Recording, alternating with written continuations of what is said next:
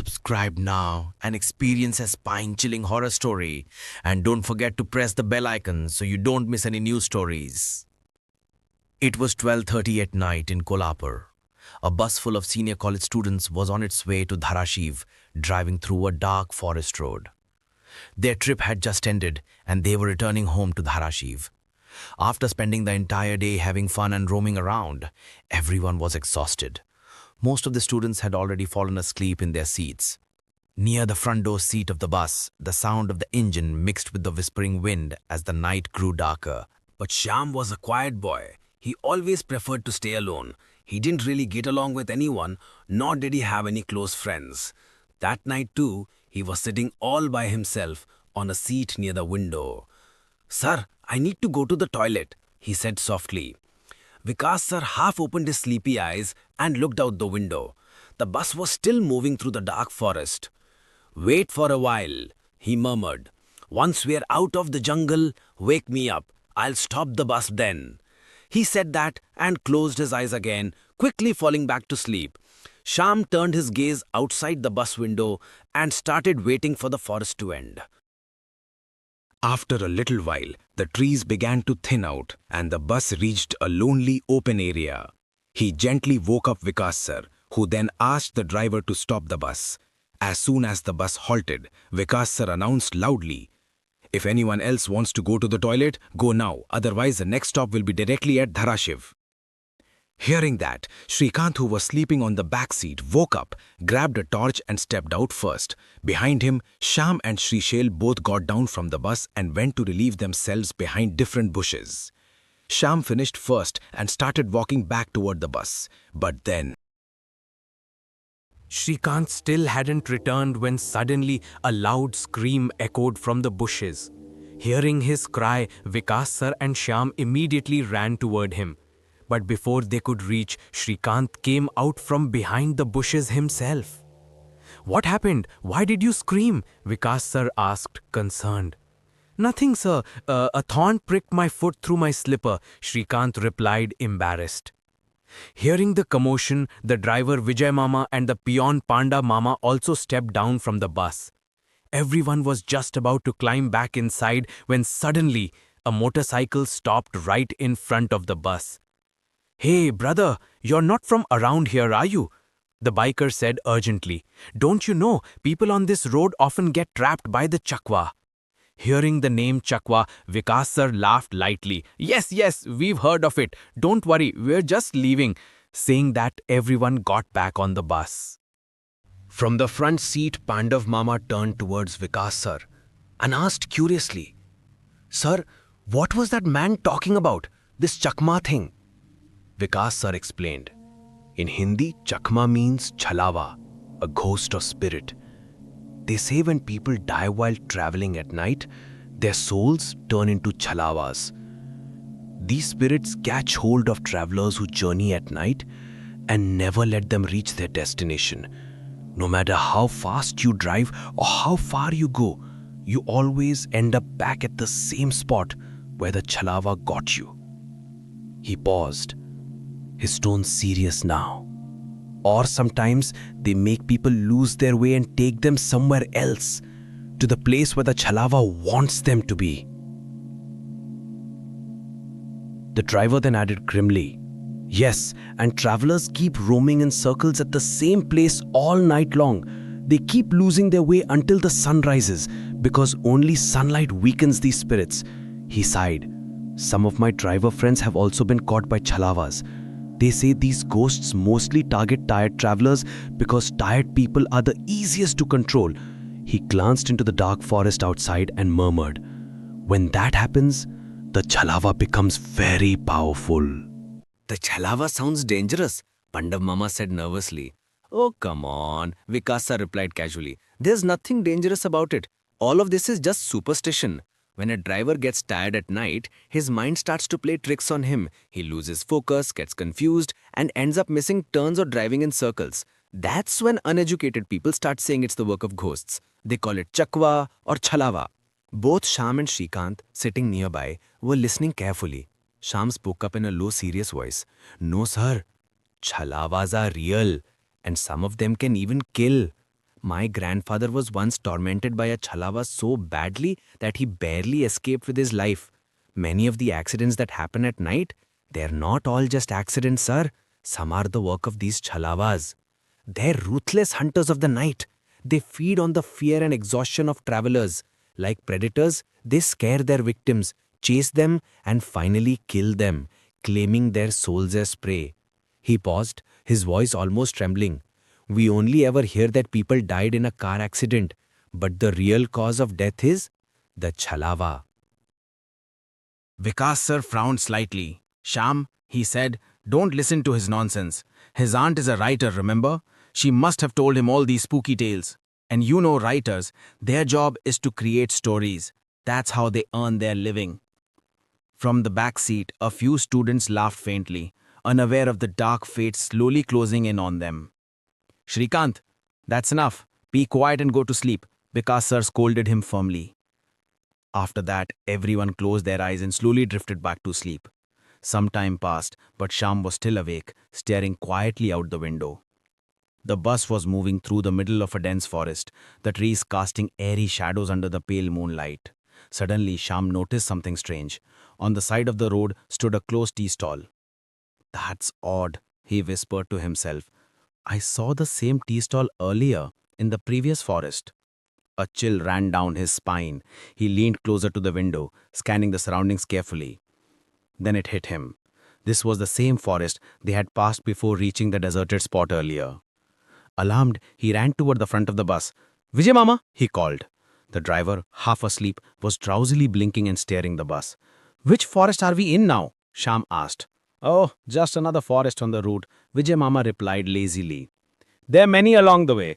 No, Mama, Sham said anxiously. We've come back to the same forest, the one where those wild pigs blocked the road. Vijay Mama chuckled faintly. No, son. You're just imagining things.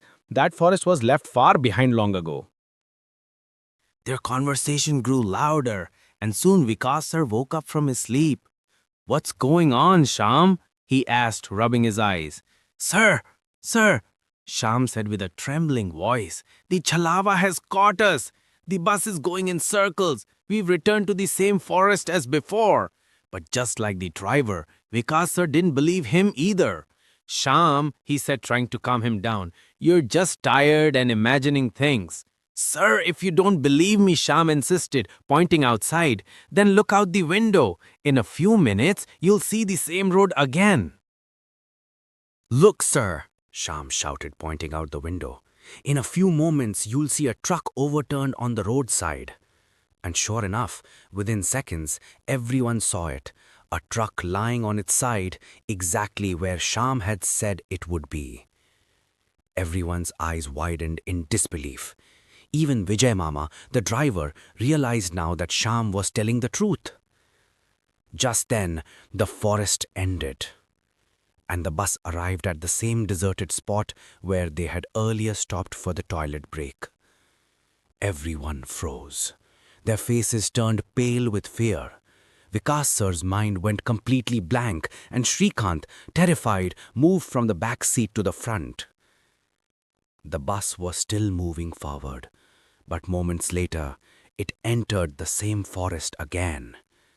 Now everyone understood. They were truly caught in the trap of the Chhalawa. The driver desperately tried turning onto different paths, hoping to find another road out. But no matter which way he went, the bus always came back to the same forest, as if the entire world had only one road. Sir, the driver said anxiously, how do we get out of this Chhalawa? Sham replied, his voice trembling. I've heard that the only way to escape is to wait until morning. When the sun rises, the Chhalawa's powers fade away. That means we'll have to keep driving on this road all night, from the jungle to the barren land and back again. The driver hesitated and said, why don't we just stop at that deserted place and wait for sunrise? But Shrikant quickly said, no sir, I have heard that stopping inside a Chhalawa's loop is dangerous. Sham shook his head slightly. No sir, my aunt once told me that if we find a safe spot, we can stop there without danger. But that's all I know. I don't know of any other way to escape. At least not yet. He paused for a moment, still If the Chhalawa trapping us is weak, its powers might start to fade soon. And if the Chhalawa weakens, Sham continued, its powers will fade away and we'll finally be free. Once that happens, it won't be able to trap us again. While everyone was deep in discussion, Sushil sir, who had been fast asleep until now, suddenly woke up. What happened? He asked, yawning. Have you reached my village, Borgaon? Everyone quickly explained the strange events that had taken place. Hearing it all, Sushil sir was stunned, completely speechless. But before anyone could say more, the driver shouted loudly, Sir, there's a village ahead. Everyone rushed toward the front of the bus. On the side of the road stood a signboard that read, Welcome to Borgaon. Seeing that, Sushil sir cried out with joy, This is my village, we've reached Borgaon. But Sham frowned, confused. How can that be possible, sir? We left Kolhapur barely 2 hours ago, and your village is at least 6 to 7 hours from there. Sham's face turned serious. Sir, this isn't your real village. It's the Chhalawa. It heard you say the name Borgaon and is showing it to us as an illusion to mislead us. But Sushil sir dismissed him with irritation. Whatever it is, it's good that Borgaon has appeared. I think we should find a safe place and hide there until morning. And what safer place could there be than my own home? Sir, Sham protested. It's dangerous to stop anywhere while trapped in a Chhalawa. Nothing inside it can ever truly be safe. Sushil sir snapped back. Oh, so you think you know more than me now? I have been hearing ghost stories since childhood. I know what I am doing. Then turning to the driver, he ordered firmly, Vijay Mama, drive the bus toward my house. Vijay Mama nodded reluctantly and began steering the bus down the narrow road that led to Sushil sir's home. Following Sushil sir's directions, the driver carefully drove toward his neighborhood. But as soon as they entered the lane, they saw a large crowd gathered ahead. The bus couldn't go any further, so the driver parked it at a distance.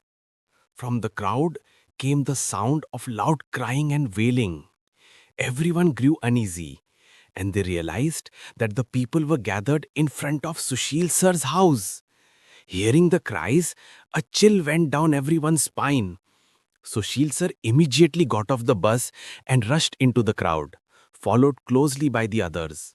They pushed their way through the mass of people until they reached the front of Sushil sir's home, and what they saw there made their souls tremble. On the ground lay 4 bodies, drenched in blood. Those bodies were of Sushil sir's wife, his 2 children, and his parents.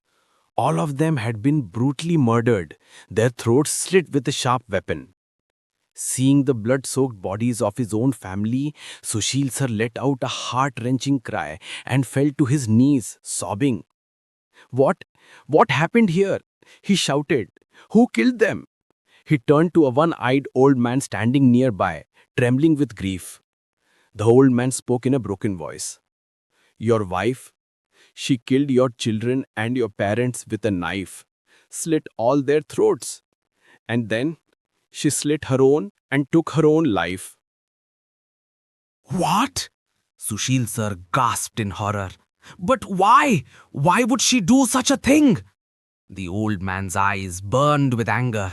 You must have driven her to it. Otherwise, that woman was kind-hearted and wise. She would never have done this on her own.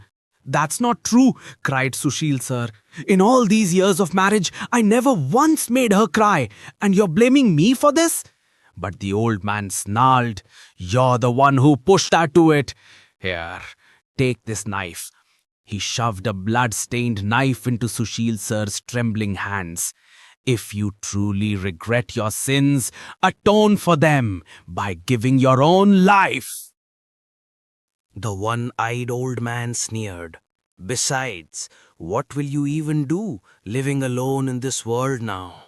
End your life, otherwise the souls of your family will never find peace. No one knew what came over Sushil sir. It was as if he'd fallen completely under the man's spell. His eyes turned blank and his movements slow. He took the blood-stained knife in his trembling hand and said in a dazed voice, "Yes, yes, I'll repent. I'll atone for my sins. I'll give my life." The driver Vijay Mama rushed forward and tried to stop him. "Sir, what are you doing? This is all an illusion. It's the Chhalawa. Your family is safe at home." But before he could say another word, the one-eyed man shouted furiously, "If you utter even a single word more, we'll drag you into the center of the village and hang you." Vijay Mama froze in fear and stepped back. Meanwhile, Sushil sir sat down on the ground, placed the knife's sharp edge against his throat. "Sir, don't do it," Shyam screamed. "This is all the Chhalawa. Don't fall into its trap." But Sushil sir didn't seem to hear him. He was completely possessed by the illusion. In panic, Pandav Mama, the peon, rushed forward and slapped him hard across the face. The blow jolted Sushil sir back to his senses. He blinked rapidly, dazed, and then suddenly threw the knife away. Seeing this, the one-eyed old man's expression darkened with rage. "Brothers," he shouted to the crowd, "throw these outsiders out of the village. We'll deal with them later, but first, catch this man's child." The mob roared in anger and began pushing Shyam, Vikas Sir, and the others out of the way. They tried desperately to fight through and reach Sushil Sir, but the crowd was too thick. The villagers grabbed Sushil Sir, tied his hands and feet, and forced him to sit on the ground. "Please," Sushil Sir cried, tears streaming down his face. "Someone save me! Vikas Sir, Pandu Mama, please help me!" But before anyone could move, the one-eyed man raised the knife and slashed Sushil Sir's throat. His head fell from his body and rolled onto the ground. The old man lifted the severed head high and threw it into the air. It landed right in front of Shrikant and Shyam. Both of them screamed in horror. The one-eyed man shouted again, "These city people tried to protect Sushil. Catch them and cut their throats too." The villagers turned toward them, faces twisted in fury, eyes burning like coals. But before they could reach, a loud bus horn echoed through the night. "Run! Hurry up!" came the driver's voice from a distance. "Come quickly!" Hearing that, Shyam, Shrikant, Vikas Sir, and Pandu Mama sprinted toward the bus. The furious mob chased them, shouting. They somehow managed to jump onto the bus just in time.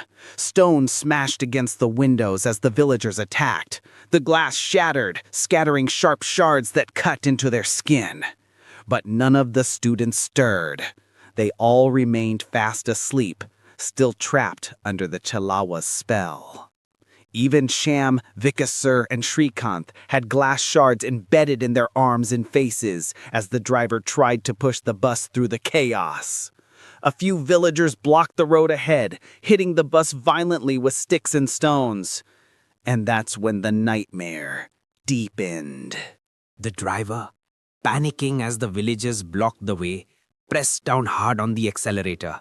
The bus rammed into the crowd, scattering people as it broke through the barricade. Somehow, the bus sped out of the village and onto the dark, empty road again. Inside, everyone was trembling, pulling glass shards out of their bleeding arms and faces. Shrikant was struggling to remove a large shard stuck in his hand when Pandav Mama came running. "Wait, nephew, let me help you," he said softly. After all, Shrikant was his sister's son. As they tended to their wounds, the bus once again entered that same eerie forest. No one knew when or if the Chhalawa would finally release them. Just moments ago, they had witnessed Sushil Sir's brutal death, and everyone was still in shock. Vikas Sir turned toward Shyam. "Now what do we do, Shyam?" he asked, his voice trembling. But Shrikant snapped angrily. "What's the point of asking him? Because of him, Sushil Sir is dead. We barely escaped with our lives." "Quiet," Vikas Sir said firmly. "We tried to save him, but he couldn't control his emotions. It's not Shyam's fault." Sham, shaken, defended himself.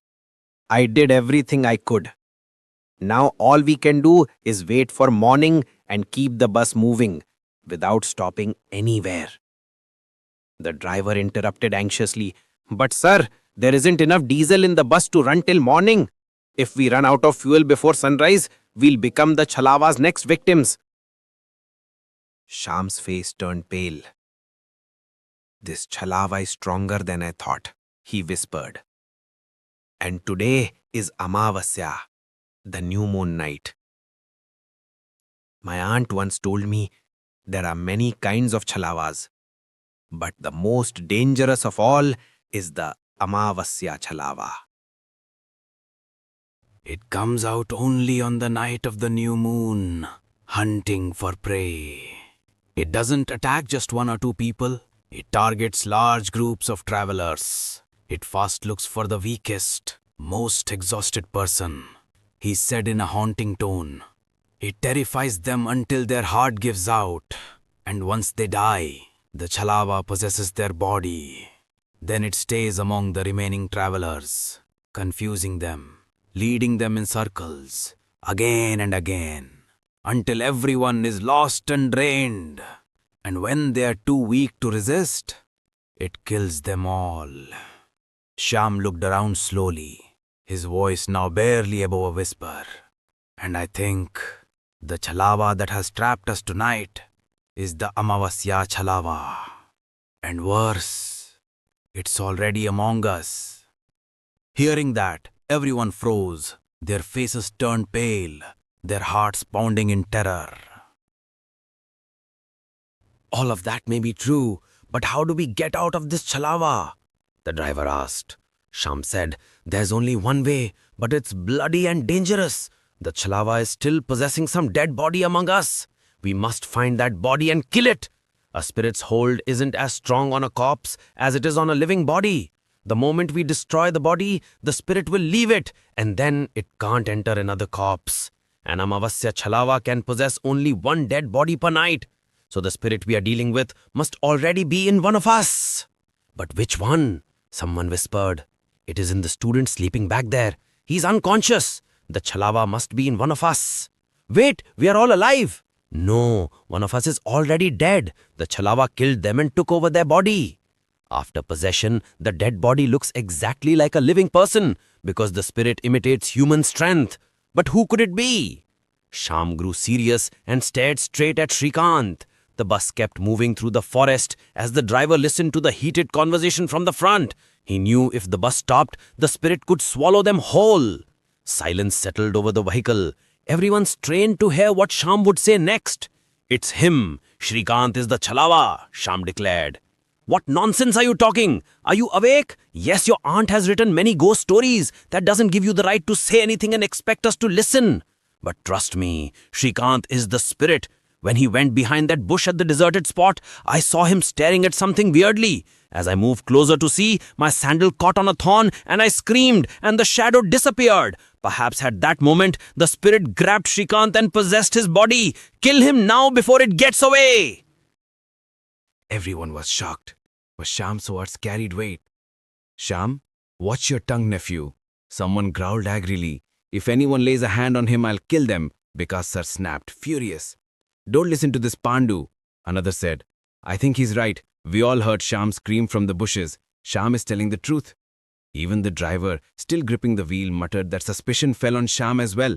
He too had gone behind the shrubs and then vanished from sight. And besides, Sham was out of the view of both of them at one point. Maybe the spirit had pulled him under the bus and killed him. So why couldn't it have been either of them? Shrikant protested. I'm alive. I can't be a spirit. Yes, you always help us. If you were the spirit, why would you help us? Why would you save us? That's true, Vikas sir shouted, and you were sitting right next to the driver, so it must be Shrikant who's possessed. Enough talk. Get the iron rod from under the seat and smash that spirit's head, someone ordered. The driver, tense and still steering, agreed, but Shrikant was terrified and hid behind the others. Vikas sir pulled a metal rod from under the seat. Pandu tried to stop him, but Vikas pushed him away and swung the rod at Shrikant's head. Vikas clutched his skull, writhing in agony. Blood poured from his wounds, and within minutes he stopped breathing. Watching that, Sham cried out, Vijay Mama, come quickly. These two have killed Vikas, sir. The driver slammed the brakes, bringing the bus to a stop on the forest road. He ran back, snatched the rod from Pandu's hands, and shoved him away. "If you don't listen, I'll have to kill you first," the driver shouted at Pandu in a rage, stepping forward with intent to strike. But before he could, Pandu broke a sharp piece of glass and drove it into the driver's stomach. The driver screamed and collapsed. At the same time, voices rose outside, villagers shouting that the bus had run down someone, demanding justice.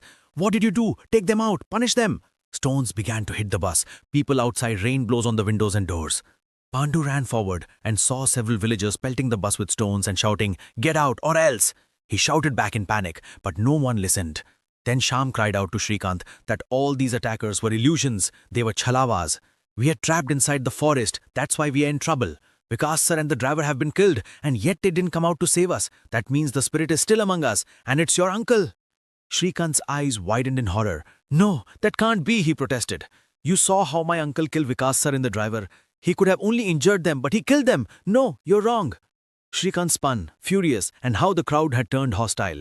Panic took over. The mob began to pull people from the bus and throw stones. The driver and the others tried to fight their way back to the bus to escape, but the mob closed in. They scrambled and somehow managed to get back onto the bus.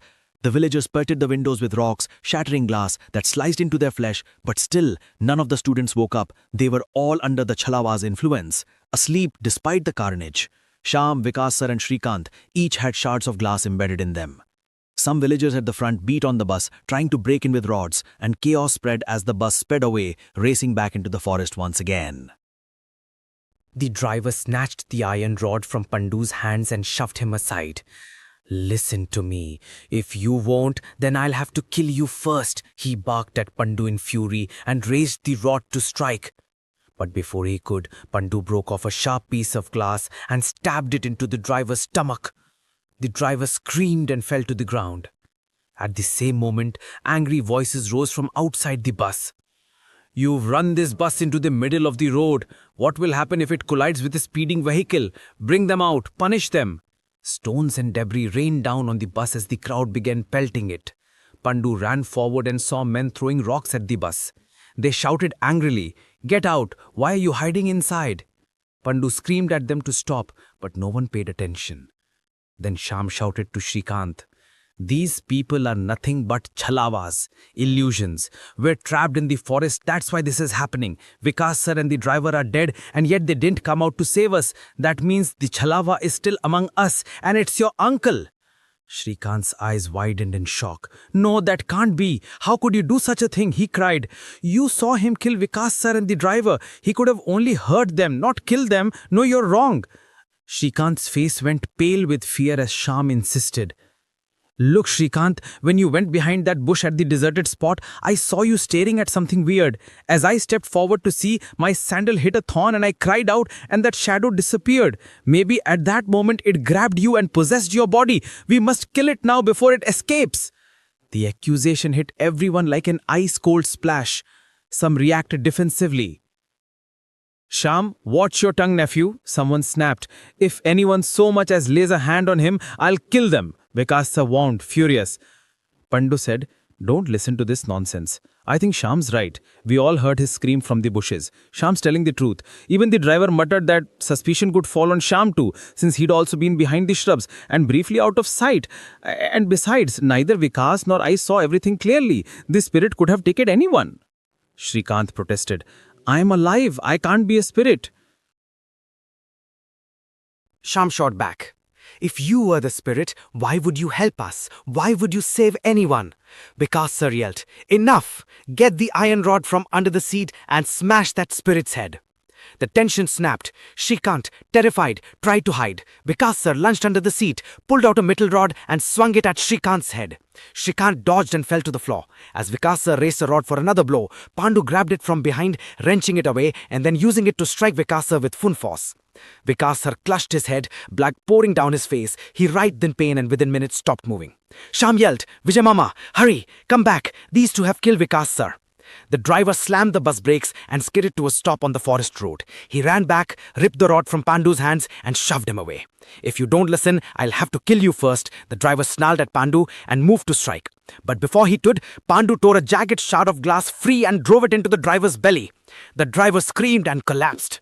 Outside, the mob's cries grew louder. They ran someone over, punished them, dragged them out. Rocks pelted the bus and the windows shattered. People hurled themselves at the vehicle, screaming for blood. Pandu ran to the front and saw several villagers beating the bus with stones. He shouted, but the mob didn't stop. Sham turned to Shrikant in desperation. These are only illusions created by the Chhalawa. We are trapped inside the forest. That's why we are in danger. Vikas sir and the driver are dead. The fact that they died and then the mob still attacked means the spirit is still with us, and that spirit is your uncle. Shrikant stared, stunned and horrified. No, that's impossible, he repeated. But the panic had already spread. People began to smash the bus windows and rush it from all sides. Shards of glass flew into everyone. Even Sham, Vikas sir and Shrikant had shards lodged in their bodies as they scrambled to get back inside. The mob battered the bus, and in the confusion, the vehicle lurched forward, tearing away and plunging back into the forest once more. He laughed as he said, "That was my game, the hunt. You killed your own uncle. You killed the man who risked his life to save you, who gave his life to save two others. What good is your life now?" Hearing that, tears filled Shrikant's eyes. He realized what he had done. "Come on, sit in the driver's seat and run the bus into a tree. End your life and save these passengers," the spirit coaxed, watching Shrikant with those hypnotic red eyes. It seemed the terror of those eyes was working on him. Shrikant began to slip into the spirit's spell, just like Sushil sir had. Maybe Shrikant's guilt over his actions softened him. Perhaps remorse made him susceptible. He started to obey. But then, through a burst of desperate strength, Shrikant wiped his tears and screamed, "Uncle!" And in that instant, Pandu struck. Pandu swung the iron rod down on the spirit's head again and again, crushing it with 4 or 5 brutal blows. "Did you think alone could play with lives? I saw you smile when Vikas sir and the driver were killed. You couldn't hide your joy. That's how I figured you out. You deliberately misled us and trapped us in that place. Because of you, Sushil sir died. You accused me of being the spirit, set my uncle and Vikas sir against each other, and even told me to kill my own uncle. You even lied about whose uncle runs a travel agency. Sham's father sells street food outside our college." Pandu spat. Shrikant roared the iron rod from his uncle's hands and shouted at the spirit, "Now wait and get ready to hunt another night. Tonight you are the prey." Then he struck the spirit's crushed skull one last time. From the spirit's body, a black smoky wisp leaked out and drifted away from the bus into the night. As the spirit fled, every student woke up suddenly, as if they had been released from a dream. For the first time, an Amavasya spirit had been defeated by a traveler. The spirit writhed in the air above the bus, shrieking in pain. Then one final convulsion, it dissolved. According to the rules of nature in that tale, when a spirit loses to a human, its suffering ends and it is released. It then cuts to a different scene. Midnight on Lonavala's winding roads. A car raced along, music blasting. 4 friends, Akshay, Ravi, Ayesha, and Adi, clutched chilled soft drink bottles laced with alcohol. Drunk and laughing, the mood was wild. Until Akshay slammed the brakes hard. The sudden stop jolted everyone stiff. The alcohol-induced stupor vanished in an instant. Alarmed, Ravi, Adi, and Ayesha tumbled out to see what happened. Akshay, shaken, said, "Someone just ran in front of the car." "No one's on the road at this hour," they argued. "If there was a girl, where did she go?" they wondered, unnerved but unsure. They checked the trunk, nothing. The friends teased each other about it being Akshay's birthday and about driving too fast. Ayesha offered to drive when Akshay seemed drunk. They bickered, teased, and settled back in, but soon they realized they were driving in circles, the same trees, the same bend, and there was no network on their phones. Then Akshay's headlights picked out a girl dressed in tribal clothes on the road. He braked. Adi protested that the girl would get them killed, but Akshay stopped, and the girl climbed in, trembling and begging to be taken to Bolnapur, saying something about people chasing her and a spirit called Chhalawa. She begged them to leave quickly, claiming the spirit traps travelers at night and makes them see only what the spirit wants them to see. As they argued, torches and angry villagers suddenly blocked their path ahead. A line of men, standing in the road, flame torches in hand. The crowd didn't move, and it felt menacing. Akshay swerved at the last moment to avoid them, taking a different road that somehow sprinted them forward, showing a road sign that read Lonavala, 60 kilometers. They'd somehow been brought much closer than should be possible. It all felt wrong. A tense, strange trip continued. A roadside dhaba appeared out of nowhere. A creepy man offered inedible food and hissed menacing things, and the girl warned them that the spirit could be among them. Paranoia rose. Accusations flew. Who among them could be the spirit? As fights broke out and trust dissolved, the group turned on one another. The night stretched on. Fear grew, and the story of the spirit's cunning fed the terror. The silence deepened with each passing moment. It was almost 2 in the morning. Ravi, dozing on the back seat, was just about to nod off when Akshay suddenly slammed on the brakes again. The car skidded and hit a roadside tree. "Akshay, have you lost your mind? What's with the constant joking?" someone snapped. "Get out of the driver's seat quietly or there'll be trouble." "I'm not joking. Someone just ran in front of my car," Akshay insisted. "Believe me, Ayesha, there was a girl right in front of the car. I braked because I saw her and the car went out of balance and hit the tree. I'm not making this up." "It's 2 in the morning. Who would be wandering on this deserted road now? And even if you did see someone, where did she go?" Adi objected. "You were sitting next to Akshay. Did you see her?" "I didn't see anyone." "I don't know what Akshay is on about. I don't get it," someone muttered.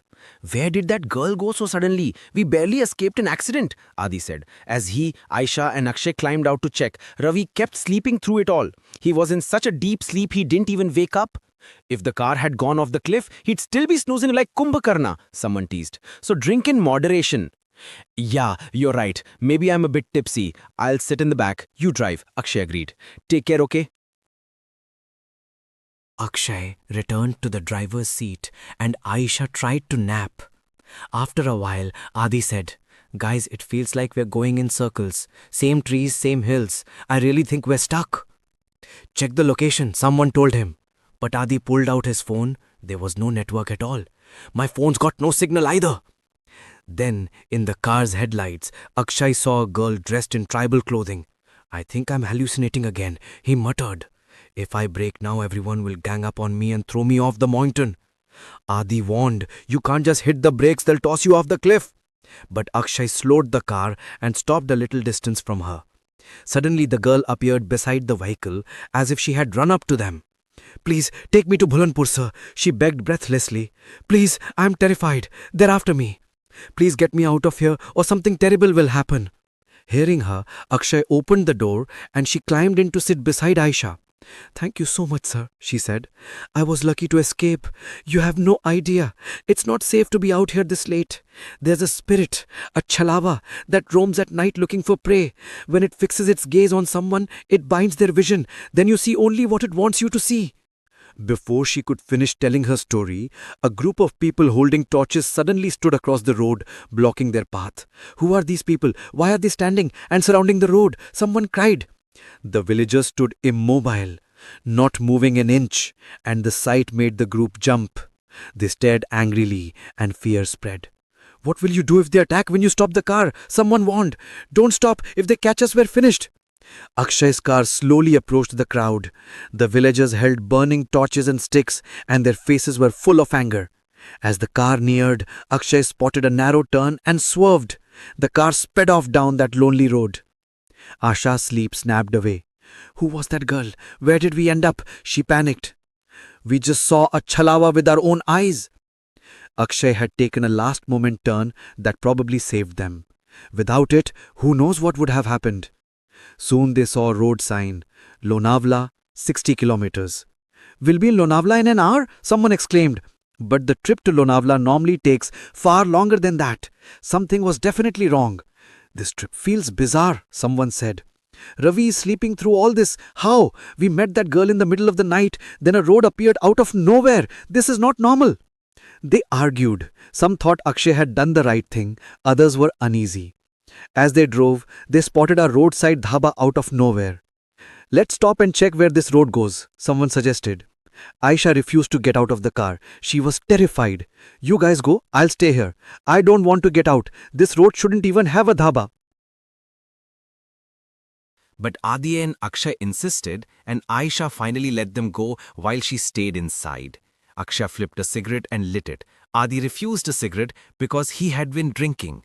At the dhaba, an eerie man appeared who offered them a plate of dal and rice. The food looked wrong, insects crawling in it. The man hissed, "Eat quietly. We've been hungry days. Now you've come, our hunger will be sated." Akshay recoiled. The man's words scared him. He shoved the man away and ran back to the car. "Adi, come on, we have to go. This is not right. We shouldn't stop here." The strange man disappeared. Akshay and Adi climbed back in the car, shaken. Now the others wondered aloud. Could one of us be the spirit?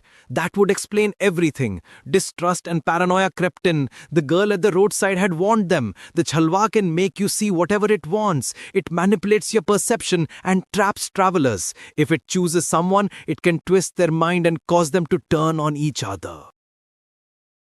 If the Chhalawa fixes its gaze on you, the tribal girl whispered, trembling, it binds your vision. After that, you only see what it wants you to see. Akshay frowned.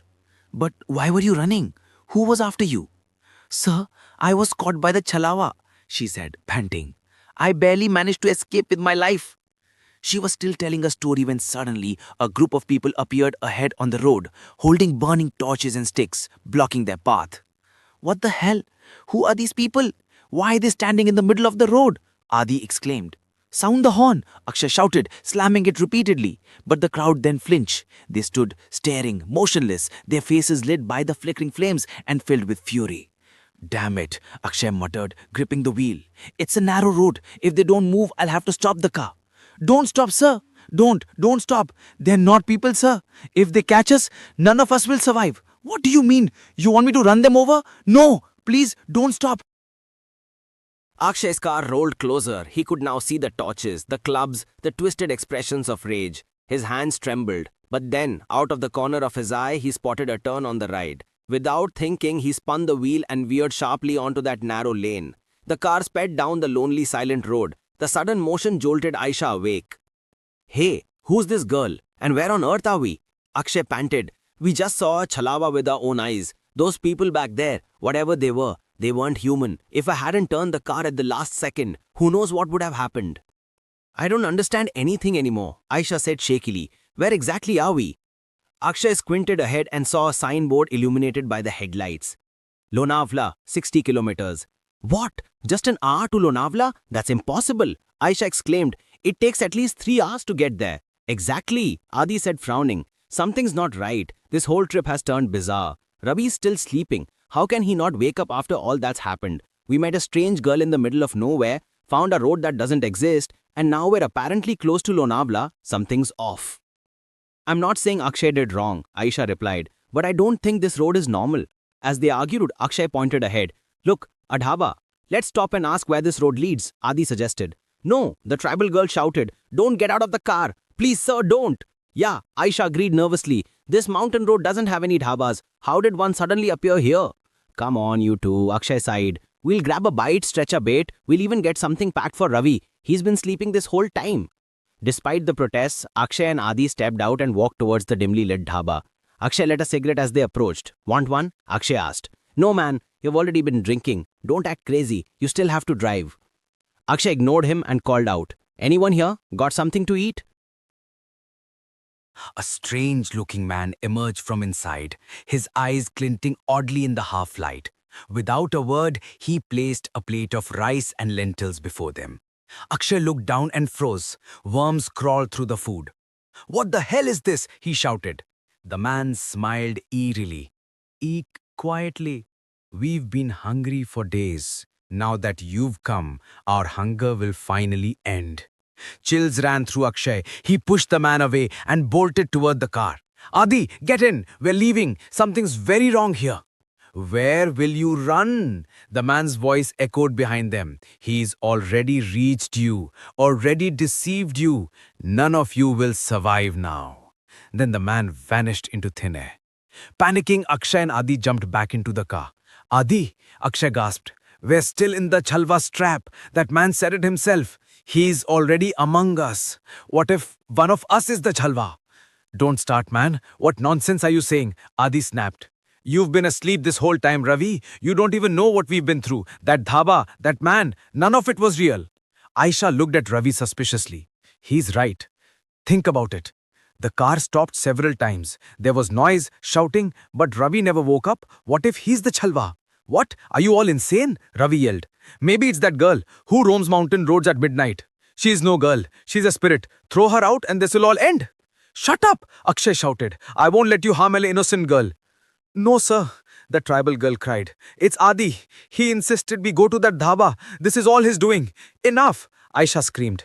I'm not dying like this. I'll kill that girl myself if I have to. Before anyone could stop her, Ayesha grabbed the girl by the throat.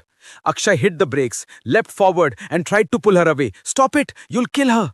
But in the chaos, Ravi picked up an iron rod from under the seat and struck the girl on the head. Akshay stared in horror. What have you done? It's over, Ravi said coldly. Problem solved. Throw her body out and let's move. They dragged the lifeless girl's body out of the car, but before they could get back in, they saw something terrifying. From the other side of the road, a group of villagers was running toward them, torches blazing. These are the same people the girl warned us about, Akshay cried. That means the Chhalawa is still here with us. Panicking, they scrambled back into the car. There's only 1 hour until dawn, Adi said breathlessly. If we don't find out who the Chhalawa is and destroy it before then, we're all dead. We have to finish it, Adi shouted, his voice trembling.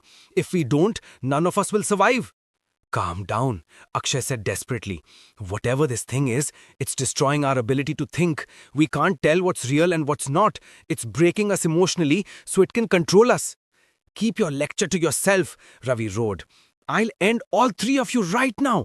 Then there'll be no chance for the Chhalawa to escape. You'll kill me too, Ayesha cried. Ravi, you said you love me. Shut up, he yelled. I just want to get out of here alive. Before Ravi could attack her, Ayesha whipped off her scarf and looped it around his neck, strangling him. You're the demon! You're the Chhalawa! I'll kill you and end this nightmare once and for all! As the two struggled violently, Akshay suddenly grabbed an empty beer bottle from beside his seat and smashed it over Adi's head. Then, with the broken bottle's jagged edge, he struck Adi again and again in panic. Blood splattered across the car.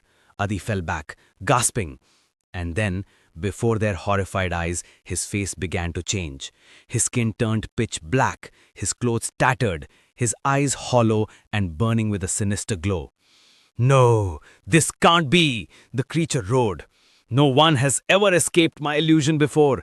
How did you know it was me? Akshay stepped forward, trembling but resolute. He said, I've been piecing everything together all night. You already knew we were going to Lonavala for my birthday. You were happy when we left home, but the moment we got onto the mountain highway, you started acting strange. You told me to take U-turns even though you knew there weren't any for 10 kilometers. You refused to let me pick up that village girl and started telling ghost stories about the Chhalawa, stories you never even believed in before. That girl was right about you. You were the one who made me stop at that dhaba, trying to trap us. When I asked you for a cigarette and you slapped my hand away, something felt off. And then Ravi. He never even got out of the car once. So when Ayesha tried to kill him, I looked at you. You were just sitting there, smiling. No real friend could ever smile while watching his own friend die. That's when I knew the Chhalawa was you. The creature's smile widened, its voice turning guttural and mocking. Fools, I gave you so many chances to understand, but you remained blind. Didn't I tell you, you only see what I want you to see? I bound your eyes, your minds. The villagers weren't chasing that girl. They were after me. That's why I told you not to stop the car. I showed you the dhaba so you'd all step out and I could hunt you one by one. But that clever Ayesha refused to leave the car. That's the only reason I missed my kill. He hissed, eyes glowing red. Just a little longer, and once Ravi died, you two would have turned against each other. You would have killed each other, and my victory would have been complete. Akshay shouted. If you're not Adi, then where's our real Adi? The creature grinned darkly. Your Adi? He became my prey the moment you all stepped out of the car to argue. While you were checking the trunk, I took his soul. That's when the real Adi died. Ayesha screamed in rage. Akshay, kill him! Don't let him escape! He killed our friend! But before they could move, the creature laughed, a deep, hollow, echoing sound that chilled the air. It's already 4 in the morning. You can't harm me now. My time is over and yours has just begun. With those final words, the Chhalawa vanished into thin air, leaving behind only a cold wind and the echo of its laughter. Akshay, Ayesha, and Ravi stood frozen. The dawn light began to break, but their hearts were heavy. Because on Akshay's birthday, they hadn't just escaped death, they had lost their dearest friend.